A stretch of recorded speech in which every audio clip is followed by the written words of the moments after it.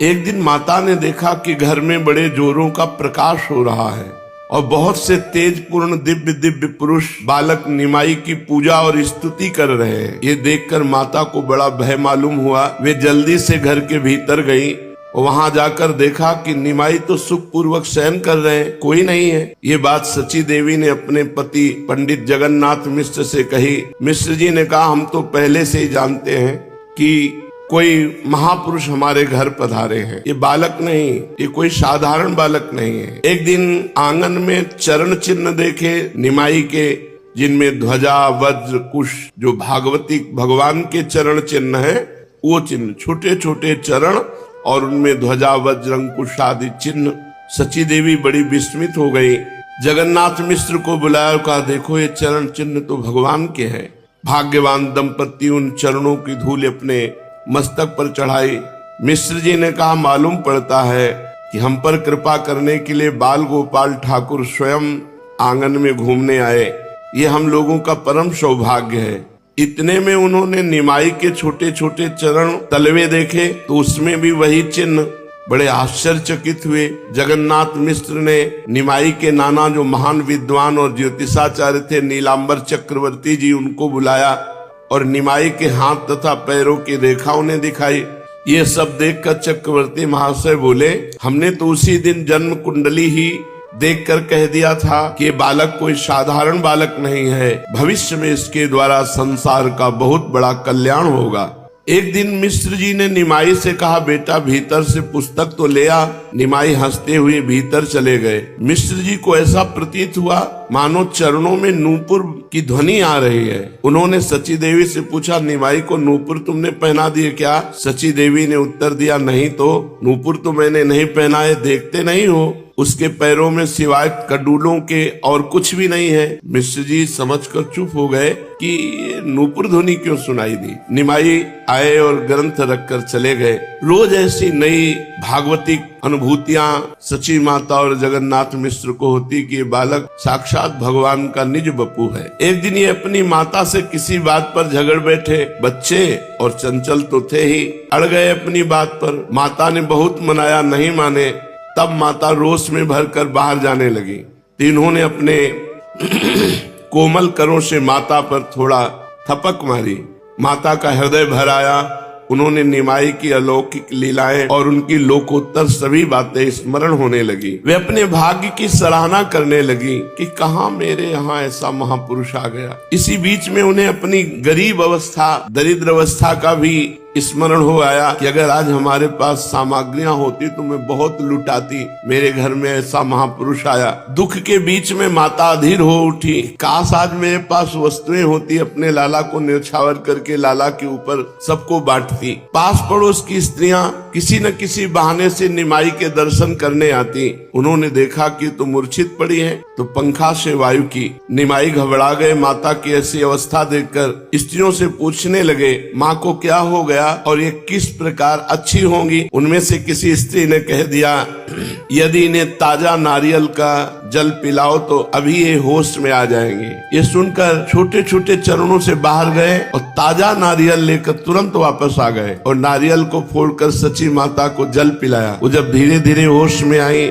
तो खूब लिपट कर रोते बोले, माँ न जाने मुझे क्या हो जाता है कि मैं तुम्हें इतना तंग करता हूँ। मेरी माँ अब कभी ऐसा काम न करूँगा। पर सब लोग ये सोचते हैं दरवाजे के बाहर से नारियल कहाँ से ले आया। अलौकिक इच्छा की तुरंत नारियल प्रकट हो गया। एक दिन बाल चपलतावश फिर ये रोने लगे, खूब जोर जोर से रोने लगे। माता पिता ने इन्हें बार बार समझाया, पुचकारा, बहलाया, किंतु ये मानते ही न थे, रो ही रहे थे। अंत में माता ने पूछा, तू चाहता क्या है, क्यों इतना रोता है? मुझे सब बात बता दे, तू जो कहेगा वही चीज तुझे ला दूंगी। आपने रोते रोते कहा, जगदीश और हिरण पंडित के घर जो आज ठाकुर जी के लिए भोग बना है उसे हम लेंगे, उसे हम पाएंगे। ये सुनकर सभी चकित हो गए, पर किसी का साहस नहीं पड़ा कि उनके घर जाकर बिना पूजा किए नैवेद्य को लाकर बालक को दे दे। सभी चुप होकर एक दूसरे के मुख की ओर देखने लगे। निमाई फूट फूट कर और रोने लगे। माता ने बहुत समझाया, बेटा पूजा माई की चीज है, बिना पूजा किए थोड़ी तुम्हें पवा देंगे। जब तक भगवान का भोग नहीं लगता तब तक नहीं खाते, पूजा हो जाने दे, मैं जाकर उनके घर से ला दूंगी। बिना पूजा किए जो बच्चे मिठाई खा लेते हैं उनके कीड़े पड़ जाते हैं दांत में। रो मत, देख तेरे सब साथी तेरी हंसी करेंगे कि अरे निमाई कैसा रोने वाला बच्चा है। माता की इन बातों पर निमाई पर कुछ भी असर नहीं हुआ, वे बराबर रोते ही रहे। किसी ने जाकर उन ब्राह्मणों से बात कह दी। ये दोनों वैष्णव ब्राह्मण पंडित जगन्नाथ मिश्र के पड़ोसी थे और मिश्र जी से बड़ा प्रेम मानते थे। निमाई उनके घर भी जाया आया करता था। इस बात को सुनकर उनके घर के सभी लोगों को बड़ा आश्चर्य हुआ कि निमाई को कैसे पता चला कि हमारे घर नैवेद्य तैयार हो गया है और हम भोग लगाने वाले हैं। कुछ भी हो, बड़ी प्रसन्नता से नैवेद्य लेकर निमाई के पास आए। निमाई ने भगवत भाव में सभी सामग्रियों को थोड़ा थोड़ा पा लिया और फिर रोना शांत किया। माता को इनकी ऐसी चेष्टाओं पर बड़ा दुख होता। वो सोचने लगी इस पर जरूर कोई भूत पिशाच का चक्कर है। माता को तो अपना बच्चा बच्चा ही लगता है, इसलिए उन्होंने देवताओं के नाम से द्रव्य उठाकर रख दिया। बड़ी देवियों की पूजा की, मनौतियां मनाई कि हमारा निमाई ठीक हो जाए, इसमें भूतों का आवेश होता है। वे निमाई की ऐसी दशा देखकर मन में किसी अशुभ बात की शंका करके डर जाती और बच्चे की मंगल कामना के निमित्त भांति भांति के उपाय सोचती। धीरे धीरे निमाई की अवस्था 5 साल के लगभग हुई। पिता ने इनका अक्षरारंभ कराया, लिखने के लिए हाथ में पट्टी और खड़िया दी। भला इन्हें क्या पढ़ना था, ये तो सभी कुछ पढ़े पढ़ाए ही आए थे। पिता को दिखाने के लिए तो कभी ये पट्टी पर कुछ उल्टी सीधे लकीरें करने लगते, किंतु वैसे पढ़ते कुछ भी नहीं। खड़िया को लेकर शरीर में मल लेते, लंबे लंबे माथे पर तिलक लगा लेते और माता से कहते, अम्मा देख तेरे घर में एक वैष्णव आया है, कुछ भिक्षा देगी क्या। माता इनके तिलकों को देखती और हंस पड़ती और गोद में बिठाकर मुख चूमती हुई कहती, बेटा इतना उपद्रव नहीं किया करते, कुछ पढ़ना लिखना भी है, बस ऐसे। अब तो तू निरा बालक नहीं रहा ना, तेरी बराबरी के ब्राह्मण के बालक तो पोथी पढ़ लेते, तू वैसे ही दिन भर इधर उधर खेला करता है। ये माता की बातें सुन लेते और मुस्कुरा देते। खा पी कर जल्दी बालकों में खेलने के लिए भाग जाते। सभी बालकों को लेकर ये उन्हें नाचना सिखाते। 3-3, 4-4 बालक मिलकर हाथ पकड़ पकड़ कर नाचते। घूमते घूमते कभी चक्कर आने से धूल में गिर पड़ते, कभी ऊपर हाथ उठा उठा कर हरि बोल कहकर नाचते। इनके साथ के सभी बालक नाम कीर्तन और नृत्य उच्च ध्वनि से हरि बोल। रास्ता चलने वाले लोग आश्चर्यचकित हो जाते कि इतने छोटे छोटे बालक और ऐसे भाव से नृत्य करते हुए भगवान का नाम, तो वो देखने के लिए घंटों खड़े रह जाते। और इनकी बाल चपलता और हरि प्रेम, बहुत से विद्वान पंडित भी उधर से निकलते। बच्चों के साथ निमाई को नाचते देखकर उन्हें अपनी पुस्तकी विद्या पर बड़ी लज्जा आती। उनका भी मन चाहता सब छोड़कर इन बच्चों के साथ नाचे और हरि बोले, किंतु लोक लज्जा उन्हें ऐसा न करने के लिए विवश करती। इस प्रकार बाल्यावस्था में खेल खेल में अपने निज जनों को भक्ति की शिक्षा देते रहते। आश्चर्य की बात यह है कि पिता इन्हें जितना पढ़ाना चाहते थे, ये उतने ही पढ़ने से भागते थे। ज्यों ज्यों इनकी अवस्था बड़ी होती जाती, त्यों त्यों चंचलता भी पहले से अधिक बढ़ती जाती। इस काम के करने से क्या फायदा है, इसको क्यों करें, इससे हमारा क्या मतलब है, ये प्रश्न स्वार्थ जन्य है, स्वार्थ अज्ञान जन्य है और अज्ञान ही बंधन का हेतु है। भगवान ने इस सृष्टि को क्यों उत्पन्न किया, ये सभी अज्ञानी जीवों की शंका है, जो बिना मतलब के कुछ करना ही नहीं जानते।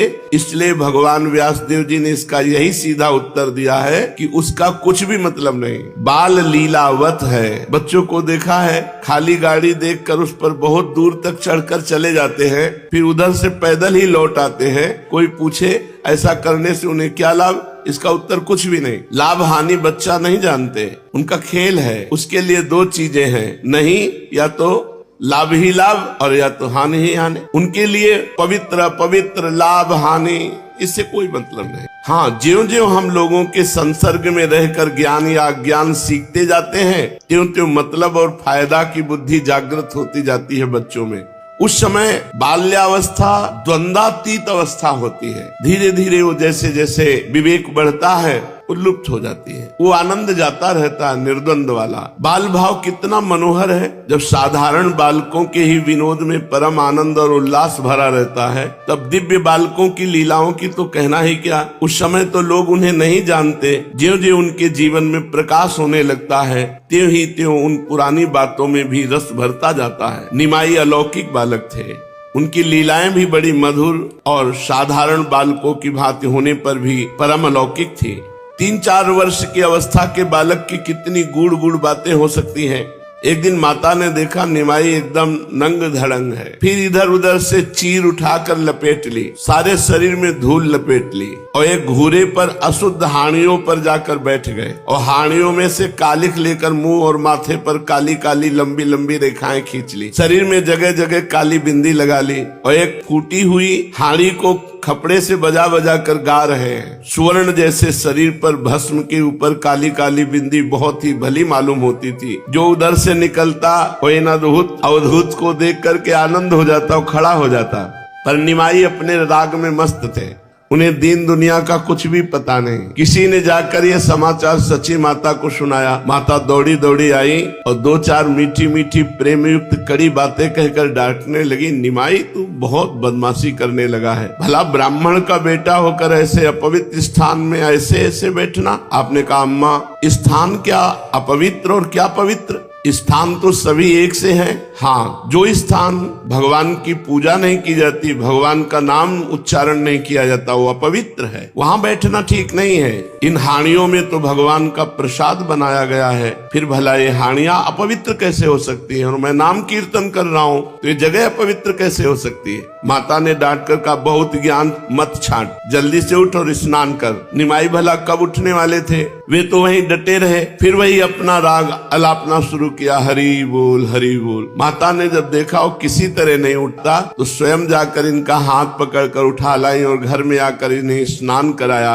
और स्वयं स्नान किया। बाल उचित लीलाएं करते, कभी किसी कुत्ते के बच्चे के पूंछ पकड़कर उसे वो के करता, फिर उसे गोद में उठा लेते, फिर दूल्हा। ऐसा ठाकुर जी भी करते, कुत्ते के बच्चे को ऐसे गोद में, फिर साथ घर लेकर आते, दूध भात खिलाते, दिन भर उसे अपने पास रखते। माता ये देखती बहुत अंदर से दुख होता है। वो यदि उसे घर से भगा देती तो खूब रोते। कभी किसी पक्षी को पकड़ने दौड़ते, जब पकड़ में ना आता तो रोने लगते। कभी गौ के छोटे बच्चे के साथ खेलते और उसके कान में धीरे धीरे न जाने क्या क्या बातें करते। सबके घरों में बिना रोक टोक धीरे धीरे जाने लगे। कोई कहती निमाई हम तुम्हें मिठाई देंगी, जरा नाच तो आप कहते पहले मिठाई दो तब नाचेंगे। तो वो लड्डू या पेड़ा इन्हें देती, ये मुंह में भर लेते और दोनों हाथ उठा करके हरि बोल ऐसा कहकर नाचने लगते। इस प्रकार घर घर जाकर खूब आनंद मचाते और खूब खाने पीने को माताएं देती। स्त्रियां इन्हें बहुत प्यार करती, कोई केला देती, कोई मेवा देती, कोई मिठाई देती। ये सबसे ले लेते और अपने साथियों को पवाते और खूब पाते और खूब नाम कीर्तन। बचपन से सभी को अपनी तरफ आकर्षित करने में बड़े प्रवीण थे। संपूर्ण नवद्वीप के लोग, जो इनको देखता इन्हीं का हो जाता। एक दिन ये बाहर दौड़े दौड़े आए और जल्दी से माता से बोले अम्मा अम्मा बड़ी भूख लग रही, कुछ खाने के लिए हो तो दो। माता ने कहा बेटा बैठ जा, अभी दूध और चिवड़ा लाती हूँ, उन्हें तब तक खा ले, फिर झट से भात बनाऊंगी। ये कहकर माता ने भीतर से लाकर एक कटोरे में दूध और चिवड़ा इन्हें दिया। माता तो देकर भीतर चली गई, दूध चिवड़ा न खाकर पास में पड़ी मिट्टी को खाने लगे। माता ने जब आकर देखा कि निमाई तो मिट्टी खा रहा, तो जल्दी से कहने लगी अरे निमाई तू ये क्या कर रहा है, मिट्टी क्यों खाता है? आपने भोली सूरत बनाकर कहा अम्मा तैने भी तो मुझे मिट्टी लाकर ही दी, ये सब मिट्टी से उत्पन्न हुई वस्तुएं मिट्टी ही तो है, तो वो मिट्टी और इस मिट्टी में क्या अंतर है? माता ने कहा मैंने तो तुझे दूध चिवड़ा दिया है, उसे न खाकर तू मिट्टी खा रहा है। आपने कहा माँ क्या ये सब मिट्टी नहीं है? क्या ये सभी पदार्थ तत्वता मिट्टी में नहीं, मिट्टी में बन जाएंगे? मिट्टी खाओ, मल बना मिट्टी बन गया।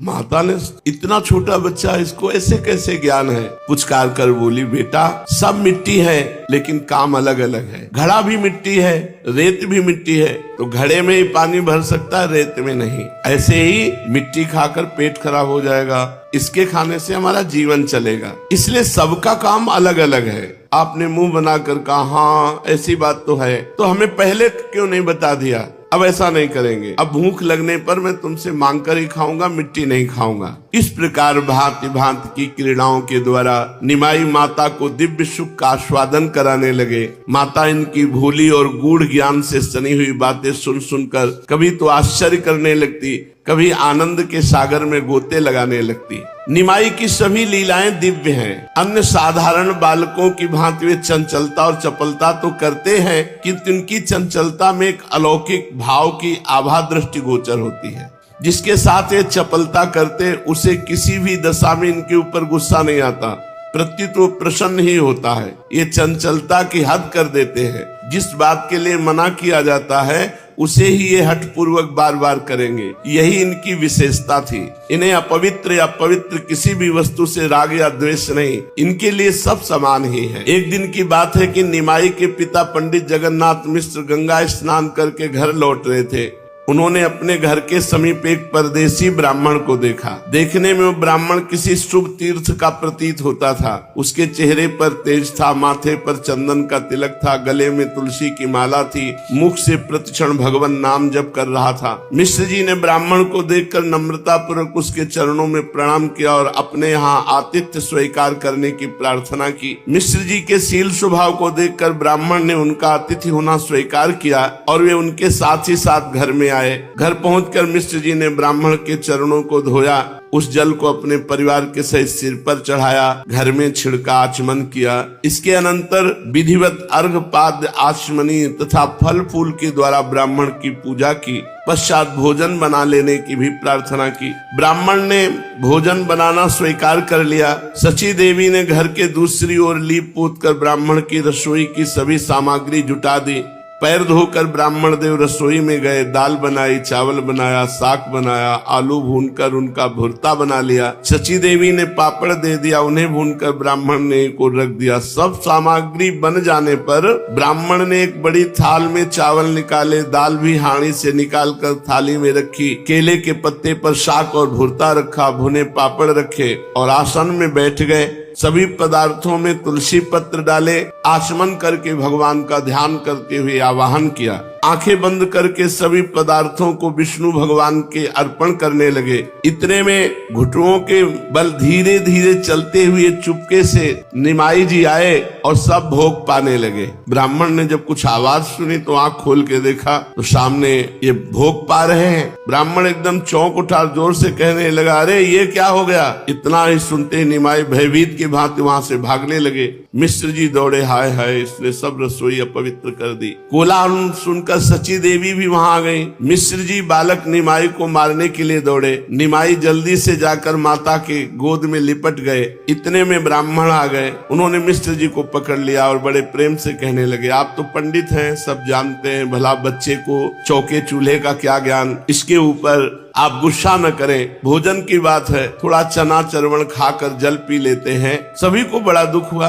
आसपास के 2-4 और ब्राह्मण आ गए। सभी ने मिलकर ब्राह्मण से फिर प्रार्थना की। सभी की बात को ब्राह्मण टाल न सके। अब दूसरी बार फिर रसोई पवित्र की गई, सब सामग्री रखी गई और वो बनाने के लिए राजी हो गए। सची देवी ने जल्दी से चौका लगाया। ब्राह्मण देवता, बड़ी पवित्रता होती थी पहले, पुनः स्नान किए, कपड़ा बदले और फिर रसोई बनाई। 4-5 बज गए। सची देवी ने निमाई को पल भर के लिए भी इधर उधर नहीं जाने दिया। संयोग की बात, वो किसी काम से थोड़ी देर के लिए भीतर गई और ब्राह्मण रसोई तैयार करके भोग अर्पण कर रहे थे। आंखें बंद कर ध्यान कर रहे थे। खटपट सुनाई दी तो आंख खोल कर देखा तो फिर दाल भात। निमाई पंडित अब तो उसके हृदय में, और खा ही नहीं रहे, खा भी रहे और अपने शरीर में भी लगा रहे दाल भात सब ऐसे। भीतर से सची माता आयो, देखा अरे गड़बड़ हो गया। इतना पवित्र तपस्वी ब्राह्मण 2 बार तो रसोई बना चुका है। दाल से समय निमाई को देखकर हाय हाय करने लगी। मिश्र जी भी आ गए। अब वे अपने गुस्से को न रोक सके, जोर से निमाई का हाथ पकड़ लिया और तमाचा मारने को हुए तो ब्राह्मण ने दोनों हाथ पकड़कर विनती करके कहा कि आपको हमारी कसम है, अगर बच्चे पर हाथ उठावें। भला अबोध बालक को क्या पता, रहने दीजिए, आज मेरे भाग्य में आपके यहाँ का भोजन नहीं बना है। निमाई डरे हुए माता की गोदी में चुपचाप चिपटे हुए थे और बीच बीच में पिताजी की ओर देख लेते थे डरते हुए कि उनका गुस्सा शांत हुआ कि नहीं। माता को उनकी डरी हुई भोली भाली सूरत पर बड़ी दया आ रही थी। इसलिए वे कुछ भी न कहकर चुपचाप उन्हें गोद में लिए खड़ी थी। ब्राह्मण के आने के पूर्व ही विश्वरूप भोजन करके पाठशाला में पढ़ने के लिए चले गए थे। विश्वरूप बड़े भाई है। उसी समय वो लौट आए। आकर उन्होंने अतिथि ब्राह्मण के चरणों को स्पर्श करके प्रणाम किया और चुपचाप एक और खड़े हो गए। ये बड़े शांत गंभीर। महाप्रभु चैतन्य देव वैसे ही चंचल। उनके सौंदर्य तेज और मिश्र जी से पूछा ब्राह्मण, ये तेजस्वी देव कुमार ब्राह्मण बालक किसका है? मिश्र जी ने कहा, आपका ही है। ब्राह्मण एकटक देखते रह गए। विश्वरूप के तेज को देखकर के प्रभावित हो गए और धीरे धीरे विश्वरूप को सब बातें पता चली कि ब्राह्मण 2 बार रसोई बनाए, ऐसा ऐसा। तब विश्वरूप जी ने हाथ जोड़कर ब्राह्मण देवता से कहा, महाराज अब की बार मैं पकड़ कर रखूंगा और मेरे आग्रह से भोजन बना लो। मैं पूरी जिम्मेवारी लेता हूँ। अब की बारी आपकी रसोई में भी नहीं घुसेगा, किसी प्रकार का विघ्न नहीं होगा। ब्राह्मण ने प्रेम से विश्वरूप को पुचकारते हुए कहा, भैया तुम मेरी तनिक चिंता न करो। मेरे कुछ एक ही दिन की बात थोड़ी है। मैं तो सदा घूमता रहता हूँ। कई कई दिन भोजन नहीं मिलता है। मेरा तो अभ्यास है। कभी कभी तो महीनों बन के कंदमूल फलों पर ही रहना पड़ता है। बहुत दिनों चना चरवण पर गुजर जाता है। कई दिन कुछ नहीं मिलता उपवास करने। ये भ्रमण में ऐसा होता है। इसलिए मुझको तो इसका अभ्यास है। तुम्हारे यहाँ कुछ मीठा हो या चना चरवण हो मुझे दे दो। जल पी करके उसी को मैं रह जाऊंगा, फिर कल देख लूंगा। विश्वरूप जी बड़ी नम्रता से दीनता प्रकट करते हुए कहा, महाराज ये तो हम आपके स्वभाव से ही जानते हैं कि आपको स्वयं किसी बात की इच्छा नहीं, किंतु आपके भोजन करने से ही हम सबको संतोष होगा। मेरे पूज्य पिताजी तथा माताजी बहुत ही दुखी हैं। इनका साहस ही नहीं हो रहा कि आपसे पुनः प्रार्थना करें। इन सबको भी संतोष हो सकेगा जब आप स्वयं बनाकर फिर भोजन करें।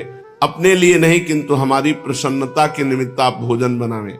अच्छा, ऐसा भी नहीं कि मिश्र जी हैं इन्हीं के हाथ का बन नहीं, स्वपाकी अपने हाथ से बना के। बड़े तपस्वी होते थे ब्राह्मण जन।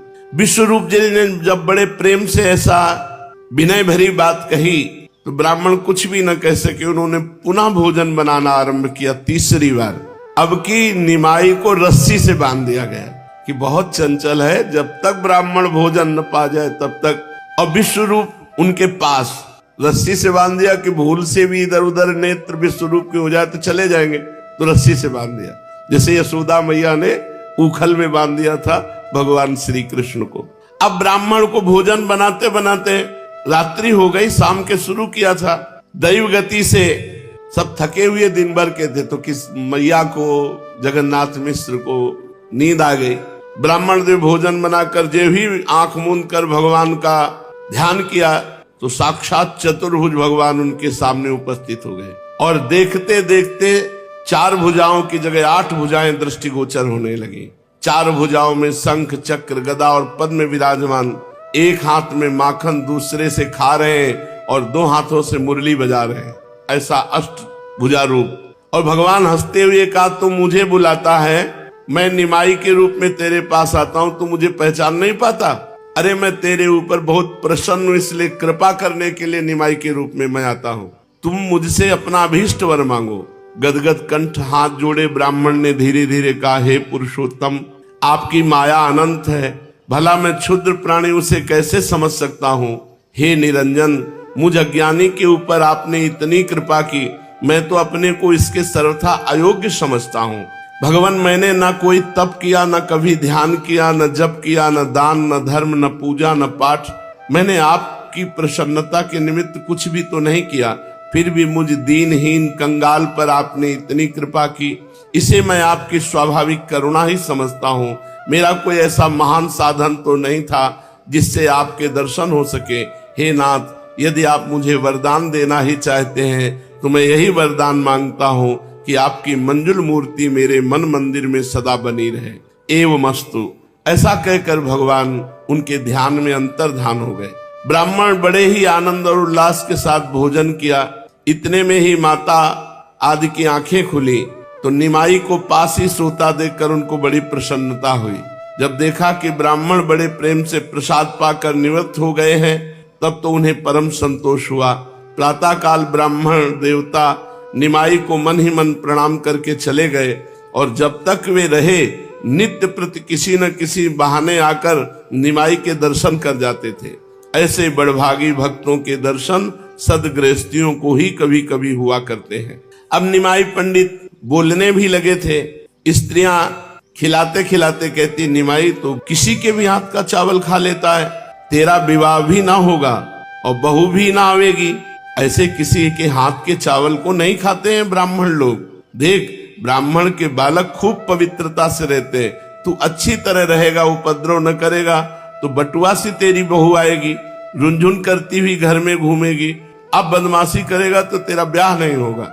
निमाई धीरे धीरे से कहने लगते, हमें ब्राह्मण पने से क्या, हम तो ग्वाल बाल हैं, ग्वालों की ही तरह जहां मिल जाता है खा लेते हैं, चलो तुम खवा दो, तुम्हारे घर का खा लेंगे। ये सुनकर सभी हंसने लगती और निमाई को मिठाई आदि चीजें खाने को देती। इतनी चंचलता करते रहने पर भी सबका प्यार निमाई के प्रति अधिकाधिक बढ़ता ही जाता था। निमाई की चंचलता में माता पिता को एक अपूर्व आनंद आता था। मिश्र जी तो मनुष्य के स्वभाव के कारण कभी कभी बहुत चंचलता से ऊब करके नाराज भी हो जाते, किंतु माता का हृदय तो सदा बच्चे की बातें सुनने के लिए छटपटाता ही रहता है। सच है, बच्चे की बोली में मोहिनी विद्या है। संसार में बच्चे की तोतली बोली से बढ़कर बहुमूल्य वस्तु और कोई हो ही नहीं सकती। देखा गया है, प्रायः माता का सबसे छोटी संतान पर बहुत अधिक ममत्व होता है। निमाई मिश्र जी की वृद्धावस्था में उत्पन्न हुए थे, इसलिए उनका भी इनके प्रति आवश्यकता से अधिक स्नेह था। इतनी चंचलता करने पर भी मिश्र जी उन्हें बहुत अधिक डांटते फटकारते नहीं थे, इसलिए ये मिश्र जी के सामने भी चंचलता करने में नहीं चूकते थे। सबसे अधिक तो ये माता के सामने उपद्रव करते। माता के सामने इन्हें तनिक भी संकोच नहीं होता, पिता के सामने थोड़ा संकोच करते और भाई विश्वरूप के सामने तो कभी उपद्रव ही नहीं करते। उनके सामने तो गंभीर और शांत रहते, उनसे तो ये बहुत ही अधिक संकोच करते। विश्वरूप भी इनसे अत्यधिक स्नेह करते, किंतु वह स्नेह अव्यक्त होता। प्रायः वो अपने प्रेम को लोगों के सामने प्रकट नहीं करते थे। निमाई भी ऐसे ही उनका मन बहुत आदर करते थे। उनके आते ही भोले भाले बालक की तरह चुपचाप उनके पास बैठ जाते या बाहर उठकर चले जाते। अब ये पिताजी के साथ गंगा स्नान करने को भी जाने लगे। विश्वरूप सबकी धोती, तेल और भींगे आंवले लेकर आगे आगे चलते और मिश्र जी उनके पीछे होते। निमाई कभी तो पिताजी की उंगली पकड़कर चलते, कभी भाई का वस्त्र पकड़े हुए चलते। रास्ते में चलते हुए इधर उधर देखते जाते। पिताजी से भांति भांति की ऊट पटांग प्रश्न भी करते जाते। मिश्र जी किसी का तो उत्तर दे देते और किसी का टाल देते। कभी कभी आप दोनों से अलग होकर चलने लगते। इस पर विश्वरूप इन्हें बुलाकर झट से गोद में ले लेते। गंगा स्नान करके मिश्र जी तथा विश्वरूप ये संध्या वंदन करते। ये भी बैठकर उन्हीं की तरह करते। जैसे वो लोग जल छिड़कते तो ये भी जल छिड़कते, वो आचमन करते तो ये भी आचमन करते, वो सूर्य अर्घ देते खड़े होकर तो ये भी सूर्य अर्घ देते। कभी कभी तेल लगाकर स्नान करने के अनंतर फिर बालू में लौट जाते। पिता फिर से इन्हें स्नान कराते। घर में आकर ये सब बातें अपनी माता से कहते। स्त्रियां पूछती, बेटा निमाई तुमने संध्या की?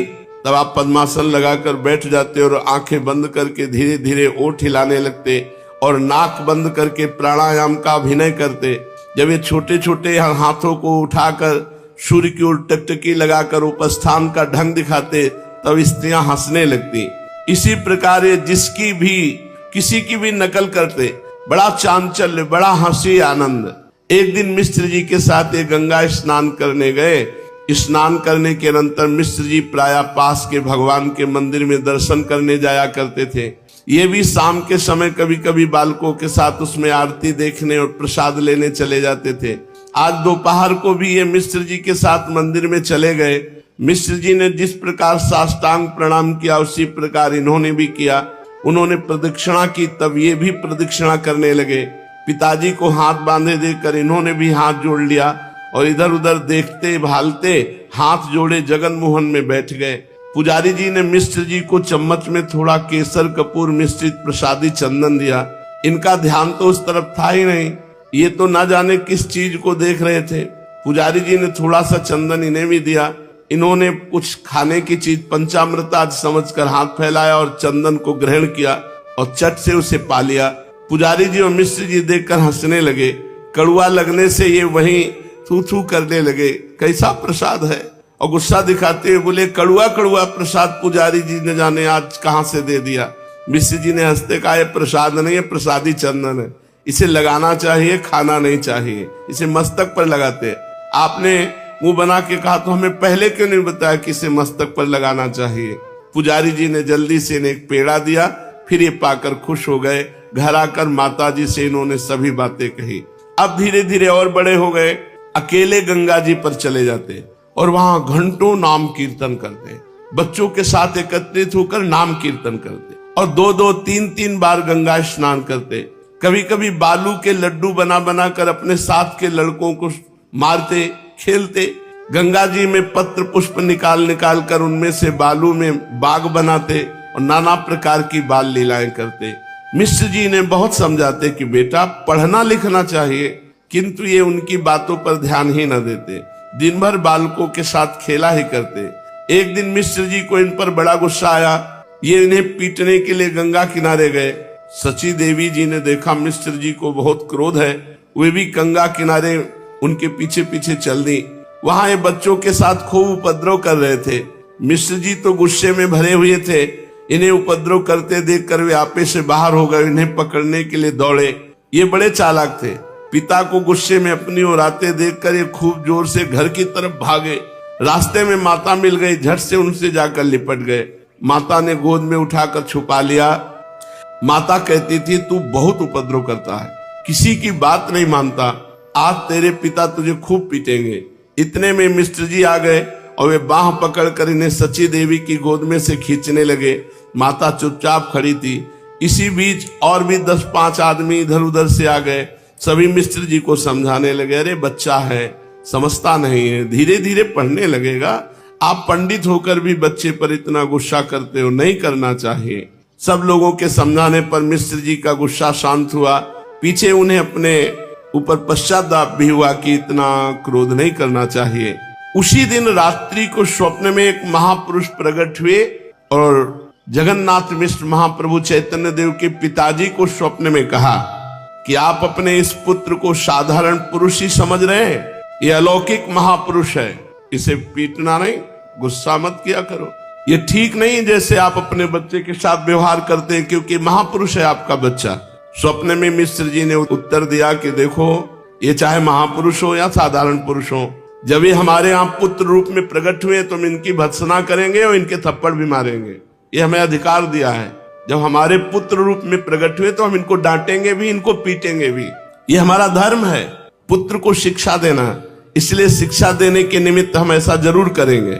दिव्य पुरुष ने कहा, इन्हें कुछ सीखना नहीं है, ये सब सीखे सिखाए महापुरुष हैं, इन्हें कुछ पढ़ना नहीं है, सब शास्त्र इनके कंठ में विराजमान है, आप इन्हें व्यर्थ में परेशान मत किया करें।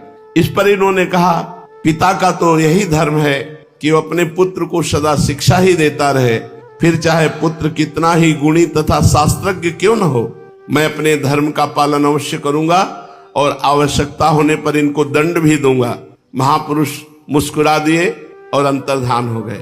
प्रातः काल ये इस बात पर सोचते रहे, कालांतर में इस बात को भूल गए। इनकी अवस्था ज्यों ज्यों बढ़ती गई त्यों त्यों महाप्रभु चैतन्य देव की त्यों त्यों इनकी कांति और दिव्य प्रतीत होने लगे।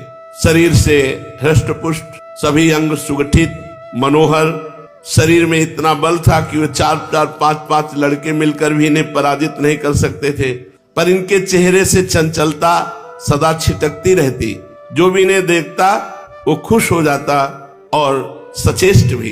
कहीं हमसे भी कोई ये चंचलता न कर बैठे, ऐसे सचेष्ट हो जाता।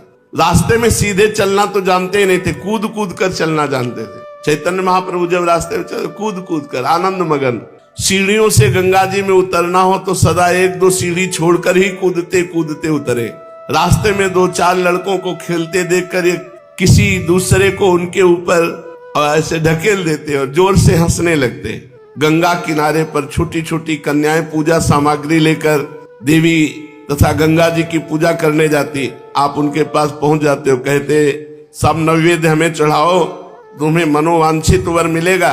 छोटी छोटी कन्याएं इनकी बातें सुनकर मुस्कुरा देती और ये कहते जरूर मुझे खवाओ कुछ, तो जो मिठाई पूजा के लिए लाती वो इन्हें दे देती, तो वरदान देते, जाओ तुम्हें खूब रूपवान सुंदर पति मिलेगा। किसी से कहते तुम्हारा विवाह धनी के यहाँ होगा, किसी से कहते तुमने मिठाई अच्छी पवाई 5 बच्चों की माँ बनोगी। ऐसे ऐसे मजाक विनोद करते। किसी से कहते तूने हमें भाव से नहीं खिलाया तो 11 बच्चे की माँ बनेगी तू, ऐसे। और वो लड़कियां रोज दिखाती हुई कहती निमाई तुम ऐसी बातें मत किया करो हमसे, नहीं हम तुम्हें मिठाई नहीं देंगी। बहुत सी कन्याएं जब मिठाई ना दे करके भागती तो आप हंसते हंसते कहते भाग जाओ तुम्हें काना पति मिलेगा। हमें मिठाई लिखवाई ना, तुम्हें काना पति मिलेगा। अगर धनी भी होगा तो बहुत कंजूस होगा, और 5-5 सौत होंगी तुम्हारे घर में, जाओ ना खवाओ मिठाई हमें। और लड़का तो पैदा नहीं होगा, लड़की पैदा होगी तुम्हारे, ऐसा कहते हैं। ये लड़कियां सुन करके हंसने लगती और लौट कर आकर मिठाई देती तो कहते नहीं मिठाई दे दिया, अब वो वरदान कच्चे अब पक्के वरदान सुन, तुम्हें दूल्हा अच्छा मिलेगा, तुम्हारे लड़का होगा, ऐसे विनोद करते। किसी से कहते हमारी पूजा करो, गंगा किनारे किसी से कहते लाओ माला हमें पहनाओ, ऐसे। हरि का भजे तो लड़का होए, जाति पाति पूछे ना कोई, ऐसे कह के खूब विनोद करते सबसे। स्त्रियां हंसने लगती। सबके लाडले थे, सबके लाडले महाप्रभु चैतन्य देव। कोई चाची होती, कोई ताई होती, कोई भी हो, इनका कार्य था मजाक करना, उन्हें खूब खुशी प्रदान करना। उन लड़कियों में जो छोटी छोटी बच्चियां आती थी उनमें लक्ष्मी देवी भी एक आया करती थी। वो बड़ी भोली भाली थी। निमाई उनसे मजाक नहीं करते थे। और आगे आएगा प्रथम पत्नी का सौभाग्य इन्हीं को मिला, लक्ष्मी जी को। पूर्व जन्मों का संस्कार होता है, आकर्षण जो होता है पूर्व जन्मों का संस्कार होता है। वो निमाई को देख करके ही ग्रीवा झुका लेती है बड़ी गंभीर मुद्रा में, और ये भी उनसे कभी मजाक नहीं करते। और सब बच्चियों से तो मजाक करते, उनसे मजाक भी नहीं करते। लक्ष्मी देवी निमाई को देखते ही अपार आनंद स्रोत में डूबने लगती। ये सब लड़कियों के साथ उन्हें देखते लेकिन कुछ उनसे कहते नहीं थे, न कभी उनसे मिठाई मांगी। लक्ष्मी देवी की इच्छा होती कि कभी हमसे भी कहें तो हम भी इनको अपने हाथ से मिठाई खवाएं, लेकिन जब उन्होंने कहा नहीं तो कभी गंभीरता के कारण कभी ऐसा नहीं किया। एक दिन लक्ष्मी देवी पूजा के लिए जा रही थी तो आप आगे आ गए। वो अकेले पूजा के लिए जा रही थी। कहा किसकी पूजा करने जा रही? तू हमारी पूजा कर। ये सुनकर उन्होंने कहा मैं तो कब से चाहती हूँ कि आपकी पूजा करूं, आप विराजो। और उनकी पूजा करने लगी। छोटी बच्ची है भाई, छोटे महाप्रभु भी है। छोटी छोटी पतली पतली उंगलियों से कांपते हुए निमाई के मस्तक पर चंदन लगाया, अक्षत लगाया, माला पहनाई, नैवेद्य और हाथ जोड़कर प्रणाम किया। निमाई ने कहा तुम्हें ऐसा देवतुल्य रूपवान गुणवान पति प्राप्त हो जो तुम्हारे हृदय को प्रिय हो। वो लज्जा के मारे नेत्र नीचे करके वहां से भाग गईं। कालांतर में इन्हीं लक्ष्मी देवी को प्रथम धर्म पत्नी होने का सौभाग्य प्राप्त हुआ। ये अपने साथ के सभी लड़कों में सरदार समझे जाते थे। चंचलता तो नस नस में भरी थी, नटखटपने में इनसे बढ़कर दूसरा कोई नहीं था। सभी इनसे स्नेह करते, चाहे जितना मजाक कर दे लेकिन सब इनसे प्रेम करते थे। मानो ये बाल सेना के सर्वप्रधान सेनापति हो। लड़के इनका इशारा पाते ही कर्तव्य सभी प्रकार के काम कर डालते।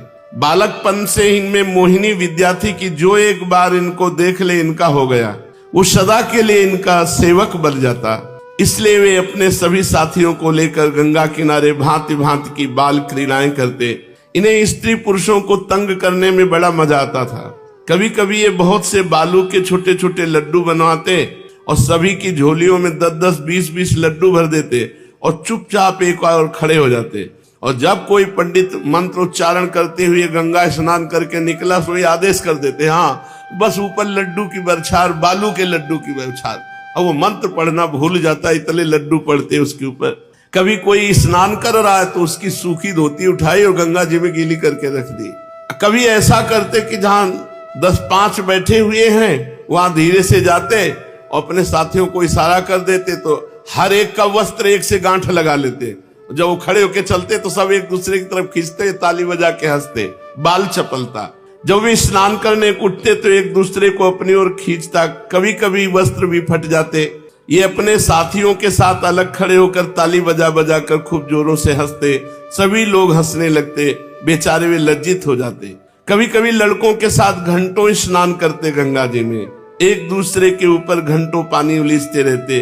किसी को कच्छप बनाकर आप उसके ऊपर चढ़ जाते, कभी धोती में हवा भरकर उसके साथ गंगा जी के प्रवाह की ओर बहते, कभी उस धोती के फूले हुए गुब्बारे में से हवा के बुलबुले निकालते, कभी स्त्रियों के घाटों पर चले जाते, पानी में डुबकी लगाकर कछुए का रूप बना लेते और स्त्री स्नान करने वाली माताओं के चरण पकड़ लेते।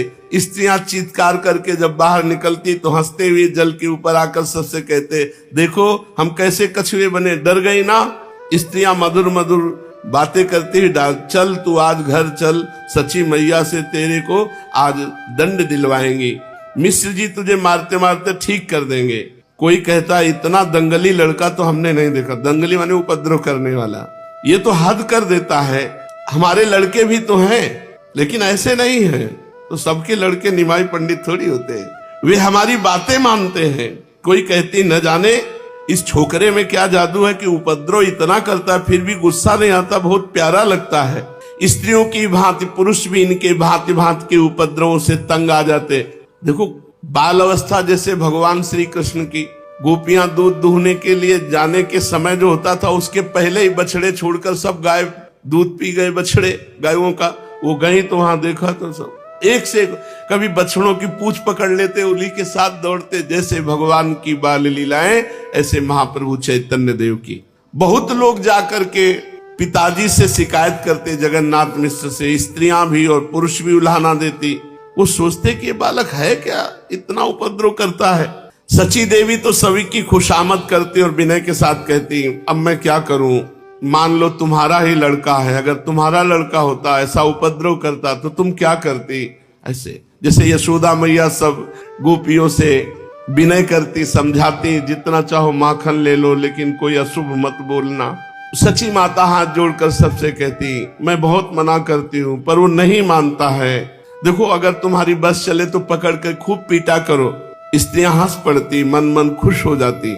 एक दिन कई पंडितों ने जाकर निमाई की मिश्र जी से शिकायत की और कहा, आप जाकर दिखाओ, तुम्हें पता चल जाएगा कि उपद्रव की मूर्ति बना हुआ है। ये सुनकर मिश्र जी गुस्से में भरकर गंगा किनारे गए तो किसी ने ये संवाद जाकर निमाई से कह दिया। निमाई ने जल्दी से दूसरे रास्ते होकर घर आ गए और अपने शरीर पर खड़ी आदि लगाकर माता से बोले, अम्मा मुझे तेल दे दे, मैं गंगा स्नान कराऊं। आ रहे गंगा किनारे से ही और चुपचाप कहा ऐसा। माता ने कहा, अभी तक तेने गंगा स्नान नहीं किया। आपने कहा, अभी स्नान कहाँ किया, अब मुझे तुम तेल और धोती दो तो गंगा किनारे जाऊंगा। ये कहकर आप तेल हाथ में लेकर धोती बगल में दबाकर गंगा जी को बड़े धीरे धीरे चल रहे आराम से। और मिश्र जी उधर गुस्सा में आ रहे हैं गंगा किनारे से। यहाँ निमाई आया था, बच्चों से सबसे पूछा, बच्चे पहले सिखाए पढ़ाए हुए थे। उन्होंने कहा आज तो नहीं आए इधर, आज इधर नहीं आए। मिश्र जी ने कहा तो ब्राह्मणों ने झूठ शिकायत की। ऐसे उधेड़ बुन में लौट रहे थे तो देखा ये तेल और धोती बगल में दबाए। बंगाल में स्नान के पहले तेल लगाने की प्रथा है। मिश्र जी लौटने लगे तो देखा कि, उन्होंने कहा क्यों रे तू इतना उपद्रव क्यों करता है। तो आपने कहा उपद्रव, हम तो जानते ही नहीं उपद्रव किसे कहते। ये ब्राह्मण लोग पता नहीं क्यों हमारे पीछे पड़े हैं। अभी हम गंगा जी जा रहे हैं स्नान करने के लिए। अम्मा भी यही बात कहती थी कि तू बहुत उपद्रव करता है। नहीं, तुम्हारी शिकायतें बहुत आ रही हैं। मैं तो केवल पढ़ना और गंगा स्नान करना, इसके सिवा तो कुछ करता ही नहीं। महाप्रभु ने कहा, और उपद्रव, अभी तो गंगा जी जा रहा हूं, उपद्रव अभी काम नहीं किया। ऐसे ही ठाकुर जी करते, जब गोपियां उल्हाना देने आती तो आराम से पहले भाग के दूसरी गली से आते और अपने सैया पर शयन। जब वो शिकायत करते तो कहते, मैया ये काहे को आए हैं, तुम्हारी शिकायत। मैया अभी तो मैं सो रहा हूं, सो के उठा हूं, देखो ना हमारी आंखें। ये सब ऐसे आकर के हमारे ऊपर झूठा आरोप लगाती है।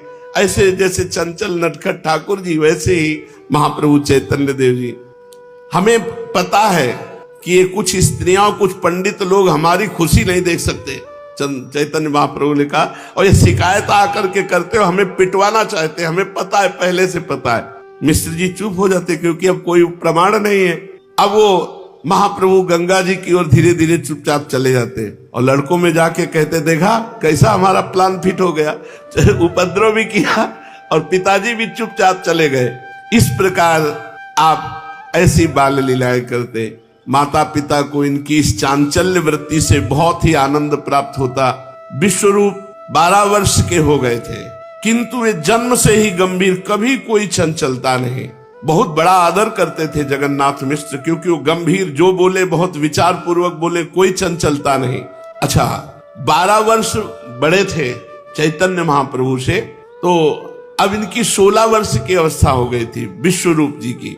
प्राप्ते तु 16 वर्षे पुत्रम मित्रवादाचरेत। शास्त्र में आज्ञा है कि जब लड़का 16 वर्ष का हो जाए तो व्यवहार मित्रवत करना चाहिए।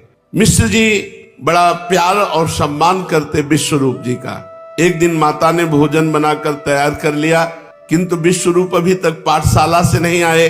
श्री अद्वैताचार्य की पाठशाला में पढ़ते थे। आचार्य की पाठशाला मिश्र जी के घर से थोड़ी दूर गंगा जी की ओर थी। माता ने निमाई से कहा, बेटा निमाई देख, तेरा दादा अभी तक भोजन करने नहीं आया, जाकर उसे पाठशाला में से बुला ला। बस इतना सुनना था कि ये बिना वस्त्र पहने ही वहां से पाठशाला की ओर चल पड़े।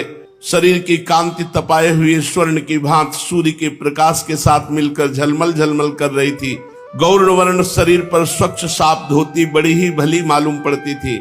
निमाई आधी धोती ओढ़े हुए बड़े बड़े विकसित कमल के समान सुंदर स्वच्छ नेत्र मुखचंद्र की शोभा को द्विगुणित कर रहे थे।